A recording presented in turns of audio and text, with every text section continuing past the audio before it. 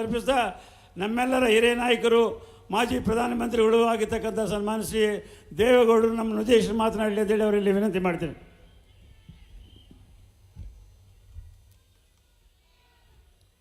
ಈಗ ತಾನೇ ತಮ್ಮನ್ನೆಲ್ಲ ಉದ್ದೇಶಿಸಿ ಭಾಷಣ ಮಾಡಿದಂಥ ಗೌರವಾನ್ವಿತ ಮುಖ್ಯಮಂತ್ರಿಗಳಾದ ಚಂದ್ರಬಾಬು ನಾಯ್ಡು ಅವರೇ, ಸಮನ್ವಯ ಸಮಿತಿಯ ಅಧ್ಯಕ್ಷರು, ಮಾಜಿ ಮುಖ್ಯಮಂತ್ರಿಗಳು, ಹಿರಿಯರಾದ ಶ್ರೀಮಾನ್ ಸಿದ್ದರಾಮಯ್ಯನವರೇ, ನಾಡಗೌಡರೇ, ಶರಣಪ್ಪ ದರ್ಶನಾಪುರವರೇ, ಆಮರೇಗೌಡ ಬಯ್ಯಾಪುರವರೇ, ರಾಜ ವೆಂಕಟಪ್ಪ ನಾಯಕ್ ಅವರೇ, ಭೋಜರಾಜ್ ಅವರೇ, ಪ್ರತಾಪ್ ಪಾಟೀಲ್ ಅವರೇ, ಇಟ್ಗಿಯವರೇ, ಡಿಸೇಜ ಅವರೇ, ಶಂಕರಪ್ಪ ಅವರೇ, ಶರಣಪ್ಪ ಮಟ್ಟೂರವರೇ, ದುಜ್ಜಲ ಬಸವನಗೌಡ್ರೆ, ಕೂಲಿಗೇರಿ ಸರ್ವ ಸಮಸ್ತ ಬಂಧು ಬಾಂಧವರೇ, ಇನ್ನು ಕೆಲವೇ ನಿಮಿಷಗಳಲ್ಲಿ ಕಾಂಗ್ರೆಸ್ ಅಧ್ಯಕ್ಷರಾದ ಯುವ ಮುಖಂಡ ರಾಹುಲ್ ಗಾಂಧಿಯವರು ಬರಲಿದ್ದಾರೆ. ಇಂದು ರಾಯಚೂರಲ್ಲಿ ಈ ಬೃಹತ್ ಸಮಾವೇಶವನ್ನು ಏರ್ಪಾಡು ಮಾಡಿರ್ತಕ್ಕಂಥ ಎಲ್ಲ ಮುಖಂಡಗಳಿಗೆ, ಕಾರ್ಯಕರ್ತರುಗಳಿಗೆ ನಾನು ಅಭಿನಂದಿಸ್ತೇನೆ. ಮೈತ್ರಿ ಸರ್ಕಾರ ರಚನೆಯಾಗಿ ಸುಮಾರು 1 ವರ್ಷ ಆಯಿತು ಬಂದು. ಮೇ 23, 2018 ಮೈತ್ರಿ ಸರ್ಕಾರ ರಚನೆ ಆಯಿತು. ಈ ಮೈತ್ರಿ ಸರ್ಕಾರ ರಚನೆ ಆಗಲಿಕ್ಕೆ ಈ ರಾಷ್ಟ್ರದಲ್ಲಿ ಇರ್ತಕ್ಕಂಥ ಯಾವ ನರೇಂದ್ರ ಮೋದಿಯವರ ಸರ್ಕಾರ ಕೊಟ್ಟಂಥ ಆಡಳಿತ ಏನಿದೆ, ಈ ದೇಶಕ್ಕೆ ಮಾರಕವಾಗ್ತಕ್ಕಂತಹ ಏನು ಆಡಳಿತವನ್ನು ಕೊಟ್ಟಿದ್ದಾರೆ, ಆ ಹಿನ್ನೆಲೆಯಲ್ಲಿ ಸೋನಿಯಾ ಗಾಂಧಿಯವರು, ರಾಹುಲ್ ಗಾಂಧಿಯವರು ಸೇರಿ ಅವರ ಪ್ರತಿನಿಧಿಗಳನ್ನು ಕಳಿಸಿ ಜಾತ್ಯತೀತ ಜನತಾದಳಕ್ಕೆ ಮುಖ್ಯಮಂತ್ರಿ ಸ್ಥಾನವನ್ನು ಕೊಟ್ಟು, ರಾಷ್ಟ್ರೀಯ ಪಕ್ಷವಾದ ಕಾಂಗ್ರೆಸ್ಸು 2ನೇ ಸ್ಥಾನವನ್ನು ಕೊಡೋದ್ರ ಮುಖೇನ ಒಂದು ಮೈತ್ರಿ ಸರ್ಕಾರವನ್ನು ಮಾಡಲಿಕ್ಕೆ ಹಿರಿಯ ಮುಖಂಡಗಳಾದ ಸಿದ್ದರಾಮಯ್ಯನವರು, ಶ್ರೀಮಾನ್ ಖರ್ಗೆಯವರು, ಪರಮೇಶ್ವರವರು, ಮುನಿಯಪ್ಪನವರು ಎಲ್ಲರೂ ಸಮ್ಮತಿಸಿ ಈ ಮೈತ್ರಿ ಸರ್ಕಾರವನ್ನು ರಚನೆ ಮಾಡಿದ್ದಾರೆ. ನಾನು ಈ ಸಂದರ್ಭದಲ್ಲಿ ಹೆಚ್ಚು ಮಾತನಾಡೋದಕ್ಕೆ ಬದಲಾಗಿ ಮಾತನಾಡ್ತಾ ಹೋದರೆ ತುಂಬ ವಿಷಯ ಮಾತನಾಡ್ಬೋದು. ಈ ವಿಷಯವನ್ನು ಚರ್ಚೆ ಮಾಡಲಿಕ್ಕೆ ಹೋದರೆ ಗಂಟೆಗಟ್ಟಲೆ ಮಾತನಾಡ್ಬೋದು. ಚಂದ್ರಬಾಬು ನಾಯ್ಡು ಅವರು ಪ್ರತಿಯೊಂದು ವಿಷಯವನ್ನು ಕುಲಂಕುಷವಾಗಿ ಮಾತನಾಡಿದ್ದಾರೆ. ಎಂಥ ಒಂದು ಕೆಟ್ಟ ವ್ಯವಸ್ಥೆಯಲ್ಲಿ ಈ ದೇಶದ ಆಡಳಿತ ನಡೀತಾ ಇದೆ ಅನ್ನೋದ್ರ ಬಗ್ಗೆ ಕುಲಂಕುಷವಾಗಿ ಮಾತನಾಡಿದ್ದಾರೆ. ಬಹುಶಃ ನಿಮ್ಮೆಲ್ಲರಿಗೂ ಬಹುತೇಕವಾಗಿ ತೆಲುಗು ಭಾಷೆ ಅರ್ಥ ಆಗುತ್ತೆ ಅಂತಕ್ಕಂತಹದನ್ನು ನಾನು ನಂಬಿದ್ದೇನೆ. ಅದರಿಂದ ಆ ಎಲ್ಲ ವಿವರಗಳನ್ನು ಕೊಟ್ಟು ನಾನು ಮಾತನಾಡಬೇಕಾದ ಅವಶ್ಯಕತೆ ಇಲ್ಲ ಅಂತ ಹೇಳಿ ನಾನು ಭಾವಿಸ್ತೇನೆ. ಈ ಒಂದು ಪ್ರದೇಶದಲ್ಲಿ ತಾವು ಇವತ್ತು ಮೈತ್ರಿ ಪಕ್ಷದಿಂದ ನಿಂತಿರತಕ್ಕಂಥ ಅಭ್ಯರ್ಥಿ ಶ್ರೀಮಾನ್ ನಾಯ್ಕ್ ಅವರಿಗೆ ತಾವು ಬೆಂಬಲವನ್ನು ಕೊಡಬೇಕು ಅಂತಕ್ಕಂಥ ಒಂದು ಹಿನ್ನೆಲೆಯಲ್ಲಿ ನಾನು ಕೂಡ ಈ ಸಂದರ್ಭದಲ್ಲಿ ಈ ವೇದಿಕೆಯಲ್ಲಿ ಬಂದು ನಿಂತು 4 ಮಾತುಗಳನ್ನ ಆಡ್ತಾ ಇದ್ದೇನೆ. ಬಹುಶಃ ನಿಮ್ಮೆಲ್ಲರಿಗೆ ಜ್ಞಾಪಕ ಇರ್ಬೋದು, ನಾನು ಮುಖ್ಯಮಂತ್ರಿಯಾಗಿ ಸಿದ್ದರಾಮಯ್ಯರು ಹಣಕಾಸಿನ ಮಂತ್ರಿ ಆದಾಗ ಈ ಭಾಗದಲ್ಲಿ ಕೇವಲ ನಾರಾಯಣಪುರದ ಬಲದಂಡೆ ನಾಲೆ ವಿಷಯ ಅಲ್ಲ, ಇಡೀ ಆವತ್ತಿನ ಸನ್ನಿವೇಶದಲ್ಲಿ ಹಣಕಾಸಿನ ವ್ಯವಸ್ಥೆ ಅತ್ಯಂತ ಕೆಟ್ಟ ಪರಿಸ್ಥಿತಿಯಲ್ಲಿದ್ದಾಗ ನಾವು ಹೊರಗಡೆಯಿಂದ ಹಣವನ್ನು ಸಾರ್ವತ್ರಿಕವಾಗಿ 18% ಬಡ್ಡಿಯ ಮೇಲೆ ಸಾಲವನ್ನು ತೆಗೆದ್ವಿ. ಆಲಮಟ್ಟಿ ಡ್ಯಾಮನ್ನು ಕಟ್ಟಲಿಕ್ಕೆ ದುಡ್ಡಿಲ್ಲ. ಅವತ್ತು ಕೇವಲ 30 TMC ನೀರನ್ನು ಮಾತ್ರ ಹಿಡಿದಿದ್ದರು. ಅರ್ಥ ಮಾಡಿಕೊಳ್ಳಬೇಕು ಏನು ಶ್ರಮ ಆಯಿತು ಅನ್ನೋದ್ರ ಬಗ್ಗೆ ನಾನು ಅದೆಲ್ಲ ವಿವರಗಳನ್ನು ಕೊಟ್ಟು ಮಾತನಾಡಲಿಕ್ಕೆ ಹೋಗೋದಿಲ್ಲ. ನಾವು ರೈತರಿಗೆ ಏನೇನು ಮಾಡಿದ್ವಿ ಅನ್ನೋದ್ರ ಬಗ್ಗೆನೂ ಚರ್ಚೆ ಬೇಡ. ಮಾತನಾಡ್ತಾ ಹೋದರೆ ನನಗೆ ತುಂಬ ವಿಷಯ ಮಾತನಾಡ್ಲಿಕ್ಕೆ ಬರುತ್ತೆ, ಅದ್ರ ವಿಷಯ ಚರ್ಚೆ ಬೇಡ ಈಗ. ಆದರೆ ಅರ್ಥ ಮಾಡ್ಕೊಳ್ಬೇಕು ನೀವು.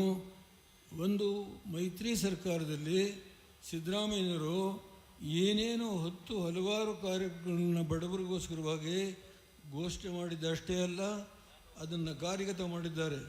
ಸುಮಾರು 50,000 ರೂಪಾಯಿ ಅವರಿಗೆ ಯಾವ ರೈತರಿಗೆ ಸಾಲವನ್ನು ಮನ್ನಾ ಮಾಡಬೇಕು ಅಂತೇಳಿ ಸುಮಾರು ಅದು 8,500 ಕೋಟಿ ಸಾಲ ಮನ್ನಾ ಮಾಡೋ ಜೊತೆಗೆ ಹಲವಾರು ಬಡವರಿಗೆ ಅನುಕೂಲವಾಗ್ತಕ್ಕಂಥ ಅನ್ನಭಾಗ್ಯ, ಕ್ಷೀರಭಾಗ್ಯ, ಹೀಗೆ ಹಲವಾರು ಕಾರ್ಯಕ್ರಮಗಳನ್ನು ಮಾಡಿದ್ದಾರೆ.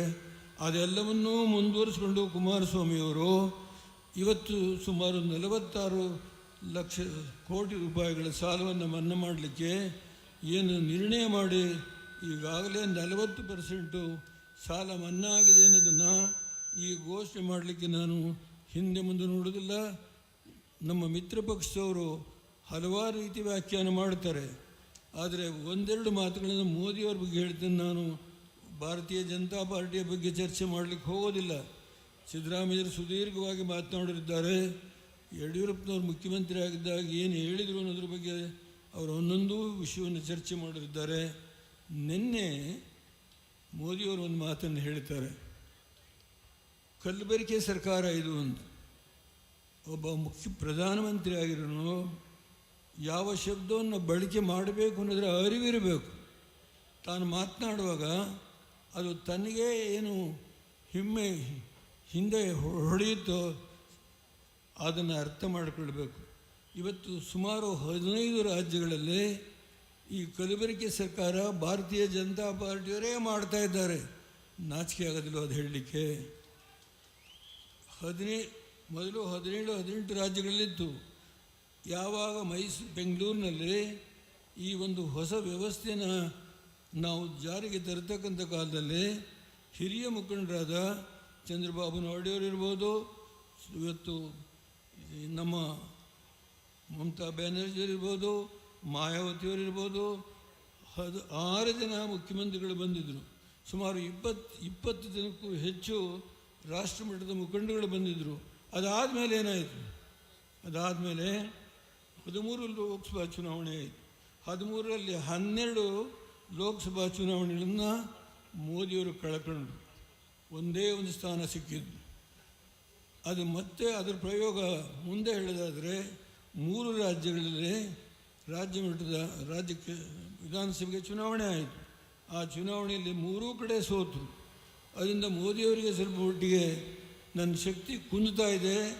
ನಾನು ಮಾಡಿದಂಥ ಹಲವಾರು ಕಾರ್ಯಕ್ರಮಗಳಿಂದ ಜನತೆ ನನ್ನನ್ನು ಕೈ ಬಿಡ್ತಾರೆ ಅನ್ನೋದು ಗೊತ್ತಾಗಿ ಸ್ವೇಚ್ಛಾಚಾರದಲ್ಲಿ ಮಾತನಾಡಲಿಕ್ಕೆ ಪ್ರಾರಂಭ ಮಾಡಿದ್ದಾರೆ. ಮನಸ್ಸಲ್ಲಿ ಸ್ಥಿಮಿತ ಇಲ್ಲ. ಒಂದು ಸರ್ಕಾರ ಕಲಬೆರಕೆ ಸರ್ಕಾರ ಅಂತ ಹೇಳಬೇಕಾಗಿದ್ದರೆ ಒಬ್ಬ ವ್ಯಕ್ತಿಯ ಹಿನ್ನೆಲೆ ಏನು ಅಂತ ತೋರಿಸ್ತದೆ.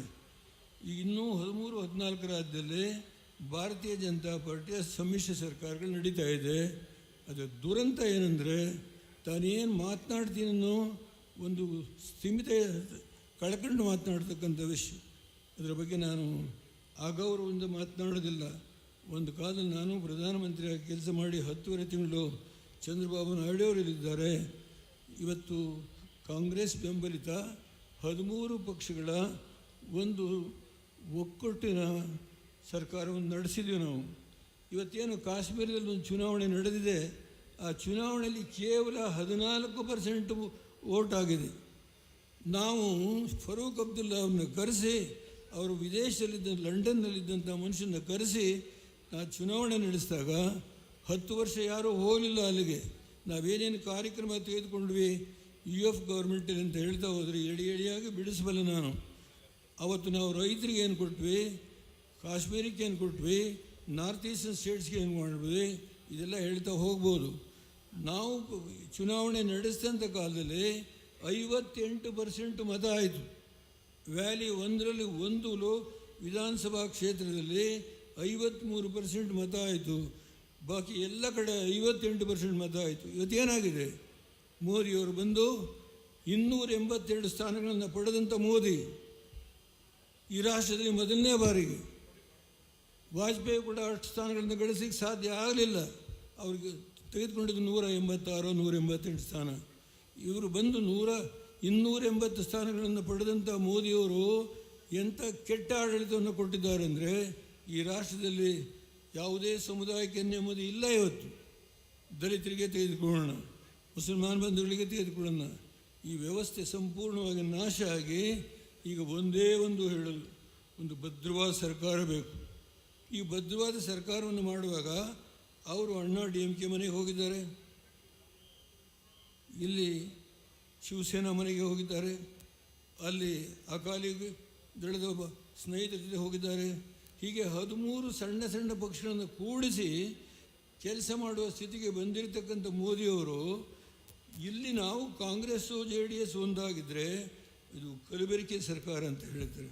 ಎಷ್ಟೊಂದು ಲಘುವಾಗಿ ಕೆಳಮಟ್ಟದ ಮಾತುಗಳನ್ನು ಬಳಕೆ ಮಾಡ್ತಾರೆ ಅಂದರೆ ಇದು ನಾನು ಹಿಂದೆಂದೂ ಒಬ್ಬ ದೇಶದ ಪ್ರಧಾನಮಂತ್ರಿ ಆಗಿರೋರು ಈ ಮಟ್ಟಕ್ಕೆ ಇಳಿದು ಮಾತನಾಡ್ತಾ ಅಂತಕ್ಕಂಥ ಅದನ್ನು ಹಿಂದೂ ಕೇಳಿಲ್ಲ, ಮುಂದೆ ಕೇಳ್ತೀವೋ ಏನೋ ಗೊತ್ತಿಲ್ಲ ನನಗೆ. ಇವತ್ತು ರಾಹುಲ್ ಗಾಂಧಿಯವ್ರ ಬಗ್ಗೆ, ಸೋನಿಯಾ ಗಾಂಧಿಯವರ ಬಗ್ಗೆ ಕಾಂಗ್ರೆಸ್ ಮುಕ್ತ ಭಾರತ ಮಾಡ್ತೀನಿ ಅಂತ, ಭ್ರಷ್ಟ ಮುಕ್ತ ಭಾರತ ಮಾಡ್ತೀನಿ ಅಂತ ಹೇಳಿದ್ರು. ಸಾಧ್ಯ ಆಯಿತಾ? ತುಂಬ ವಿಷಯ ಹೇಳಿದ್ದಾರೆ, ದಯಮಾಡಿ ಕ್ಷಮೆ ಕೇಳ್ತೇನೆ. ನಾವು ಕೇವಲ 10.5 ತಿಂಗಳಲ್ಲಿ ವ್ಯವಸಾಯದ ರಂಗಕ್ಕೆ ಕೊಟ್ಟಂಥ ಶಕ್ತಿ, ಬಹುಶಃ ಚಂದ್ರಬಾಬು ನಾಯ್ಡುವರು ಇಲ್ಲೇ ಇದ್ದಾರೆ, 7.8% agriculture growth, never in the past ನಾರ್ ಫರ್ದರ್ ನವಡೇಸ್. ಅದರಿಂದ ಆ ಒಂದು ಎತ್ತರಕ್ಕೆ ನಾವು ವ್ಯವಸಾಯಗಾರರಿಗೆ ಕೊಟ್ಟಂಥ ಒಂದು ಹಿನ್ನೆಲೆಯಲ್ಲಿ ಇವತ್ತು ನಾವು ಮಾತನಾಡಬೇಕಾಗಿದೆ. ಮೋದಿಯವರು ರೈತರ ಬಗ್ಗೆ ಕಿಂಚಿತ್ತೂ ಕಾಳಜಿ ಇಲ್ಲ. ನಾನು ಹಲವಾರು ಬಾರಿ ನೋಡಿದ್ದೇನೆ, ಚರ್ಚೆ ಮಾಡಿದ್ದೇನೆ, ಕಿಂಚಿತ್ತೂ ಕಾಳಜಿ ಇಲ್ಲ. ಈಗ 6,000 ರೂಪಾಯಿ ಕೊಡ್ತೀನಿ ಅಂತ ಹೇಳಿದ್ದಾರೆ. ಅದರಲ್ಲೂ 6,000 ರೂಪಾಯಿ ಅಂತ ತಾವು ಅರ್ಥ ಮಾಡಿಕೊಳ್ಬೇಕು. ಒಂದು ಕುಟುಂಬದಲ್ಲಿ 3 ಜನ ಇದ್ದರೆ 15 ರೂಪಾಯಿ ಸಿಗೋದಿಲ್ಲ. ಇಂಥ ಒಂದು ಅಷ್ಟೇ ಅಲ್ಲ, ಹಲವಾರು ಯೋಜನೆಗಳಲ್ಲಿ ಹಣವನ್ನು ಕಡಿತ ಮಾಡಿದ್ದಾರೆ. ಆರ್ಥಿಕ ವ್ಯವಸ್ಥೆ ಚೆನ್ನಾಗಿಲ್ಲ ಇವತ್ತು ದೇಶದಲ್ಲಿ. ಒಂದು ಕೊನೆಯ ಮಾತನ್ನು ಹೇಳ್ತೇನೆ, ತಮ್ಮೆಲ್ಲರಲ್ಲಿ ಕೈ ಮುಗಿದು ಪ್ರಾರ್ಥನೆ ಮಾಡ್ತೇನೆ. ಈ ಮೈತ್ರಿ ಸರ್ಕಾರದಲ್ಲಿ ನಮ್ಮ ಎಲ್ಲ ಕಾರ್ಯಕರ್ತರು, ದೇವೇಗೌಡರು ಬಂದರು, ಸಿದ್ದರಾಮಯ್ಯರು ಬಂದರು, ಒಂದು 8-9 ತಿಂಗಳಲ್ಲಿ ಒಂದಾದರು. ನಾವು ತಳಮಟ್ಟದಲ್ಲಿ ಇಷ್ಟೆಲ್ಲ ಹೋರಾಟ ಮಾಡಿದ್ದೇವೆ ಅನ್ನುವ ಮನೋಭಾವನೆ ಇದ್ದರೆ ದಯಮಾಡಿ ಈ ದೇಶದ ದೃಷ್ಟಿಯಿಂದ ತಾವು ಮರಿಬೇಕು. ಮರೆತು ಇವತ್ತು ಕರ್ನಾಟಕದಲ್ಲಿ 28 ಸ್ಥಾನದಲ್ಲಿ ಅವರು 27 ಹಾಕಿದ್ದಾರೆ. ಮಂಡ್ಯದಲ್ಲಿ ಅಭ್ಯರ್ಥಿ ಹಾಕಲಿಲ್ಲ, ಪಕ್ಷೇತರ ಅಭ್ಯರ್ಥಿಗೆ ಬೆಂಬಲ ಕೊಟ್ಟಿದ್ದಾರೆ. ನಾವು ಈ ಹಿನ್ನೆಲೆಯಲ್ಲಿ ನಾವಿಲ್ಲಿ ಬಂದು ಒಂದು ವೇದಿಕೆಯ ಮೇಲೆ ನಿಂತು ಮಾತನಾಡ್ತಕ್ಕಂಥದ್ದು. ನಾನು ತಮ್ಮಲ್ಲಿ ಕೈ ಜೋಡಿಸಿ ಬೇಡ್ಕೊಳ್ತೇನೆ, ತಾವೆಲ್ಲರೂ ಇವತ್ತು ಇಲ್ಲಿ ನಿಂತಿರ್ತಕ್ಕಂಥ ಮೈತ್ರಿ ಅಭ್ಯರ್ಥಿಯವರ ತಂದೆಯವರು ನಮ್ಮ ಜೊತೆ ಕೆಲಸ ಮಾಡಿದ್ದಾರೆ, ಅವರ ಪುತ್ರನಾಗಿ ನಿಂತಿರ್ತಕ್ಕಂಥ ಶ್ರೀಮಾನ್ ನಾಯಕ್ ಅವರಿಗೆ ತಾವು ಬೆಂಬಲವನ್ನು ಕೊಟ್ಟು ಅತ್ಯಂತ ಅಧಿಕ ಬಹುಮತಗಳನ್ನು ಗೆಲ್ಲಿಸ್ಕೊಡ್ಬೇಕು ಅಂಥೇಳಿ ತಮ್ಮಲ್ಲಿ ನಾನು ಕೈ ಮುಗಿದು ಪ್ರಾರ್ಥನೆ ಮಾಡ್ತೇನೆ. ಸರ್ವರಿಗೂ ನಮಸ್ಕಾರ. ಜೈ ಹಿಂದ್, ಜೈ ಕರ್ನಾಟಕ.